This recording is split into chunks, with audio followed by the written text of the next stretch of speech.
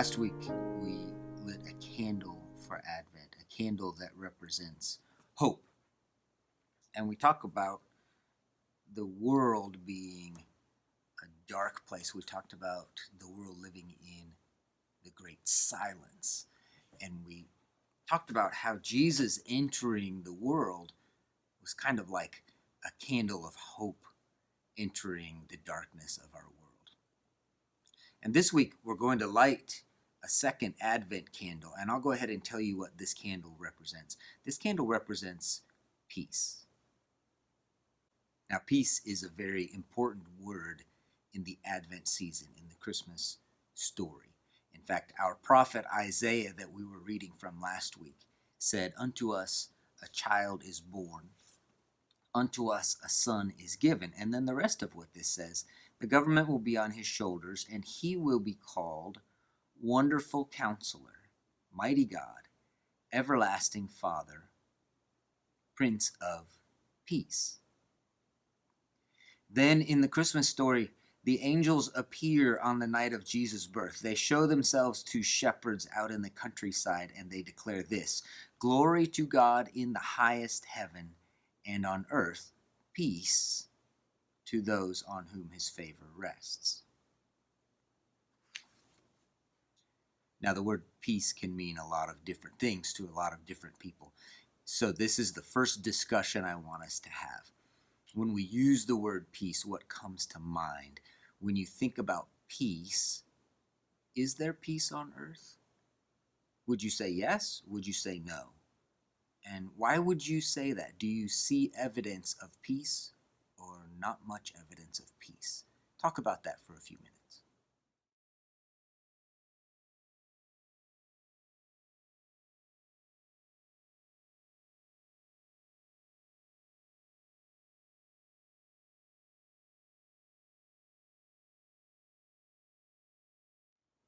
I'm guessing that one of the things that came up in your conversation was something like this: well, it depends on what you mean by peace. And that's exactly right. We're going to get to that in just a minute. But first, I want to make the conversation just a little more personal. I want to talk about internal peace, or what some would refer to as inner peace. Would you consider yourself to be a peaceful person? What would that look like?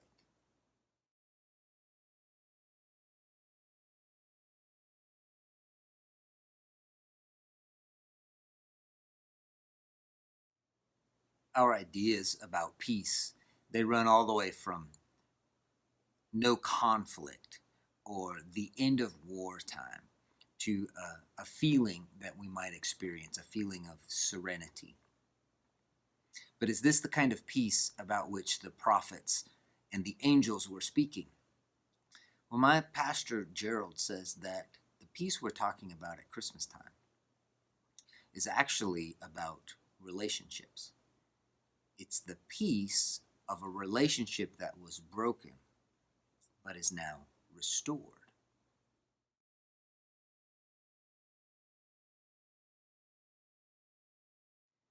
And we understand this idea from our own relationships.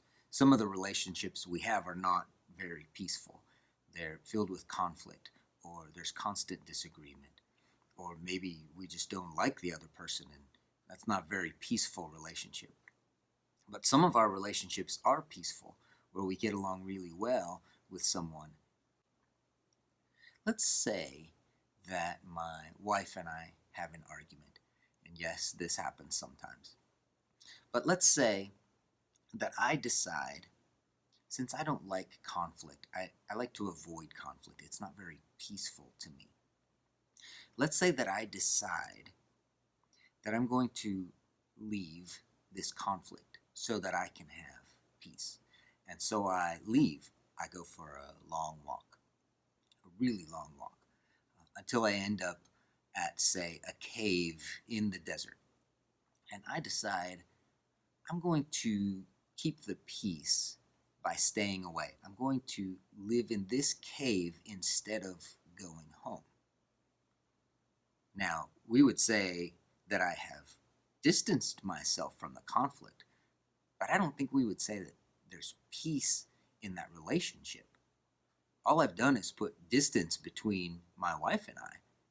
We haven't resolved anything. All of the anger or resentment or anxiety or bitterness, all those things are still there. There's no peace.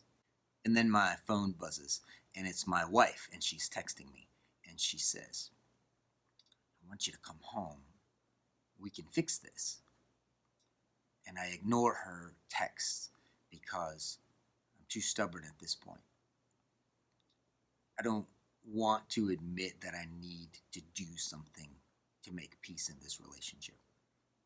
So I ignore her texts, and I keep ignoring her texts, and eventually my phone runs out of juice because I'm living in a cave now, and where do you plug in your phone to get it recharged if you're living in a cave? And the communication has now broken down entirely. So I'm living in my cave, and I look around and I decide, it's not that bad here. I could make it work. And then I figure out pretty soon, I kind of miss home. I miss having a warm bed. I miss having a hot shower. And then what I actually start to realize is it's really lonely out here in this cave. I figure out that what I miss the most is not home, it's actually my wife. My life is not complete without her. What I miss most is her. The Bible describes something very much like this. At the beginning of history, Adam and Eve have this relationship with God. They talk about walking with God in the cool of the evening. Sounds like something you would have on a dating profile. I enjoy walks in the cool evening in the garden. But it's a really peaceful relationship that they have with God. And then stuff starts to go wrong. Adam and Eve decide that they know better than God, and so they choose to go their own way. And God actually kicks them out of the garden because the garden has to be this place where we acknowledge that God knows what he's doing and his ways are the best ways. So the relationship is broken. Adam and Eve have to learn now how to live outside the garden. No more walks in the cool of the evening. No more peaceful relationship with God. And they have to figure out how to live somewhere else. So instead of living with God in the garden, the human race is now fully committed to figuring out our own way, wandering the earth instead of walking with God. And we're so committed to doing this our own way that we keep getting further and further away from him. And all this time, God keeps saying in different ways, through different people, come back. You know it's better over here. Come back, we'll repair this relationship.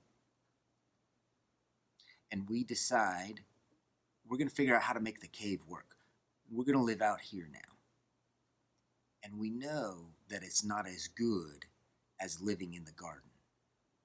But at least here, nobody's telling us what to do. And then we start to miss the garden. Well, we think it's the garden we miss. We miss the comfortable bed and the hot shower, so to speak. But it turns out that what we actually miss is the relationship that we had with God in the garden. And then we, the human race, enter into this great silence. And we're no longer even hearing God say, come back to me. And we think that our fate is now sealed and that we'll never be able to repair this relationship. Until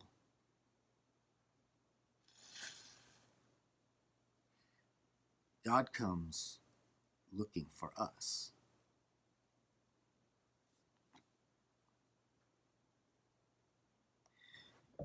God enters into the world, becomes human just like us. He's so intensely dissatisfied with the state of our broken relationship, that he comes looking for us. He comes to restore the relationship. He comes as Jesus, the Prince of Peace. Now, another one of the names that is given to Jesus in the Bible is this word Emmanuel. Emmanuel means God with us. So no longer is God out there somewhere saying, "Come back to me." He's now with us and saying, "Let's restore this relationship."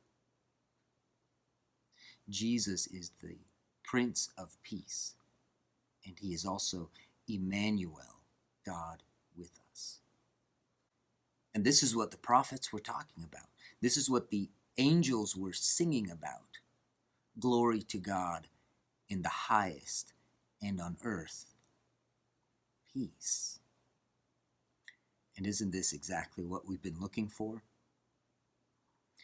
We want this relationship restored.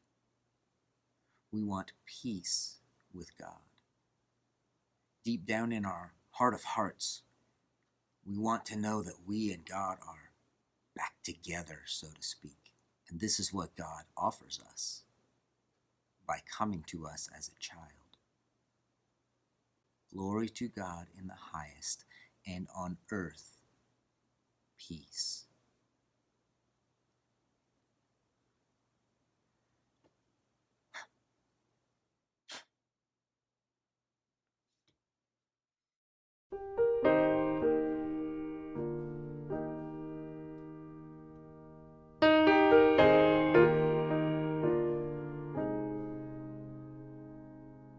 May the Lord bless and keep you.